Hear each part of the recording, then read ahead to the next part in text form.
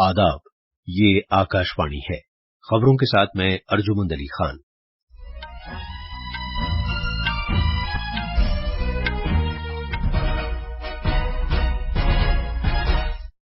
वजीर आजम नरेंद्र मोदी ने लोगों पर जोर दिया है कि वो योग को अपनी जिंदगी में अपनाएं और इसे रोजमर्रा के अपने मामूलात का हिस्सा बनाएं।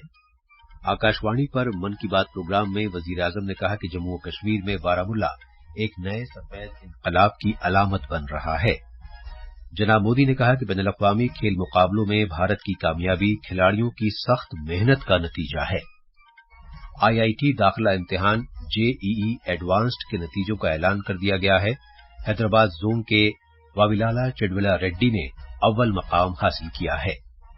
भारतीय मौसमियात महकमे ने शुमाली गुजरात, जनूबी राजस्थान और मगरबी मध्य प्रदेश में आज और कल मूसलाधार बारिश की वार्निंग जारी की है और कोलंबिया में तीरंदाजी के आलमी कप के तीसरे मरहले में अभिषेक वर्मा ने सोने का तमगा जीता है।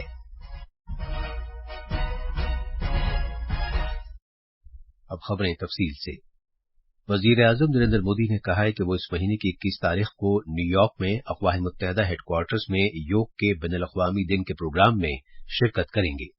आकाशवाणी पर मन की बात प्रोग्राम में मुल्क से खिताब करते हुए जनाब मोदी ने कहा कि योग का दिन मनाने के लिए लोगों में काफी जोशो खरोश देखा जा रहा है।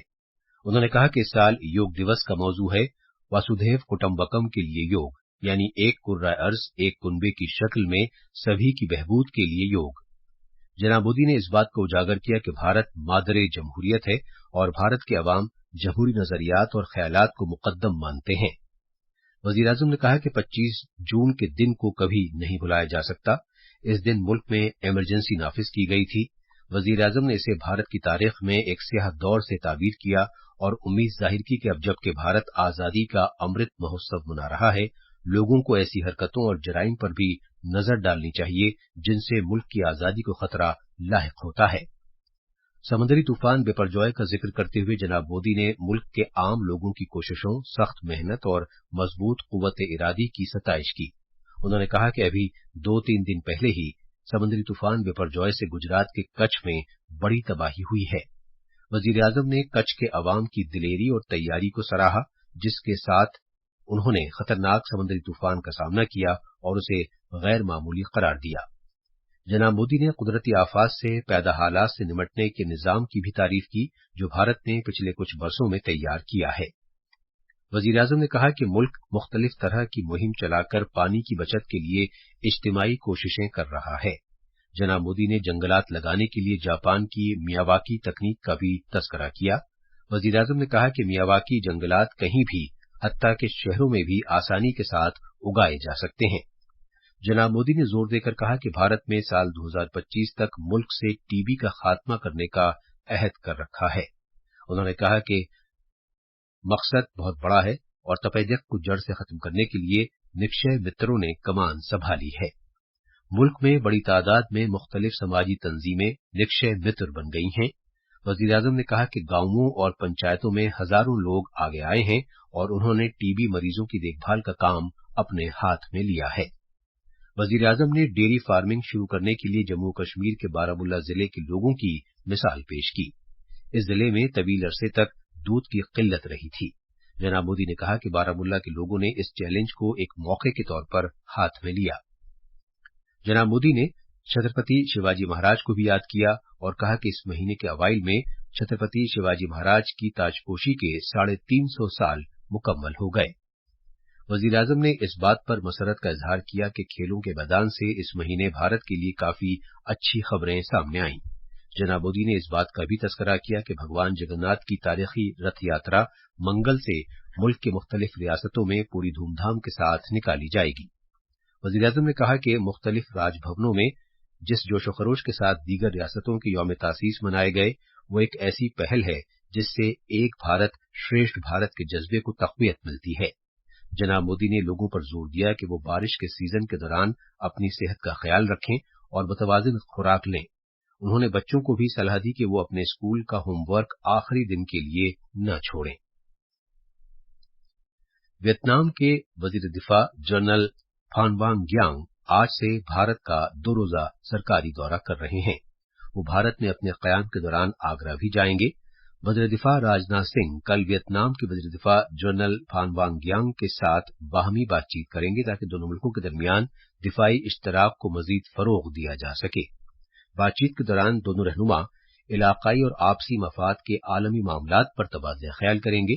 भारत और वियतनाम के दरमियान एक जामे कलीदी शराकतदारी कायम है और बाहमी दिफाई ताल्लुकात इस शराकतदारी का अहम सुतून हैं।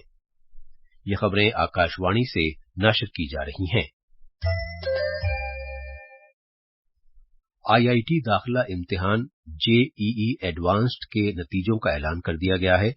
आईआईटी हैदराबाद जोन के वाबिलाला चिदविलास रेड्डी ने अव्वल मकाम हासिल किया है। Indian institute of technology IIT Guwahati ने भी इस साल इम्तिहान कराया है। उसने नतीजों का ऐलान कर दिया है और उम्मीदवार वेबसाइट पर अपना नतीजा देख सकते हैं। कामयाब उम्मीदवार इंजीनियरिंग की सीटें हासिल करने की खातिर काउंसलिंग के अमल में शामिल हो सकते हैं। आईआईटी दाखिलों के लिए इम्तिहान इस महीने के शुरू में कराया गया था। समंदरी तूफान बिपरजॉय की वजह से जनूब मगरबी राजस्थान और गुजरात से मुत्तसिल इलाकों पर बना हवा के दबाव का हल्का गुज़श्ता 6 घंटे के दौरान 7 किलोमीटर फी घंटे की रफ्तार से मशरक शुमाल मशरक की जानिब बढ़ गया है।